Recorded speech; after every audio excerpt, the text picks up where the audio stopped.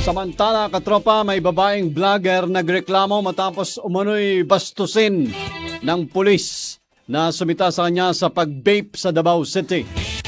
DCPO nangakong patas ang investigasyon.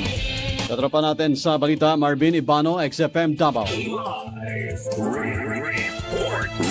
Nagpahayag ng matinding pagkadismaya ang isang babaeng vlogger matapos umano siyang bastusin ng isang pulis na sumita at umaresto sa kanya dahil sa paglabag sa ordinansa laban sa illegal na pagbe-vape sa Davao City. Siksihan mo, oy, ana gani mga anti-cows, munang mag-amping ta mga anti-cows kay lisod na kay mo salig karon bisan sa ato ang mga kapulisan. Sa kanyang Facebook video, sinabi ng vlogger na itinago sa alias na Des na kinikilala niya ang kanyang paglabag sa umiiral na ordinansa at handa siyang pagmultahin dahil dito. Gayunman, sinabi niyang hindi niya matanggap ang umano'y kawalan ng respeto ng isang pulis na inaasahan niyang magpapatupad ng batas at mangangalaga sa publiko lalo na sa mga kababaihan. Samantala, sinabi ni Maa Police Station Commander Police Major Philip Dave Udin na agad nilang tinugunan ang reklamo sa pamamagitan ng pagdinig sa panig ng complainant. Agad ding inatasan ang inireklamong pulis na magsumite ng sinumpaang written explanation kaugnay sa insidente. Pansamantala namang inilipat sa Administrative Holding Unit ang nasabing pulis habang hinihintay ang resulta ng investigasyon. Iniutos din ni Davao City Police Office o DCPO City Director Police Colonel Peter Madria ang masusing investigasyon sa kaso kasabay ng pagtitiyak na susundin ang due process, mga umiiral na regulasyon ng Philippine National Police at magiging patas ang paghawak sa reklamo. Tiniyak ng DCPO sa publiko na walang kinikilingan ang investigasyon at gagawin ang nararapat na aksyon sakaling mapatunayang may katotohanan ang mga paratang laban sa nasabing pulis. Mula dito sa XFM 89.1 Davao City, katropa mo sa balita, Marvin Ibano, XFM News.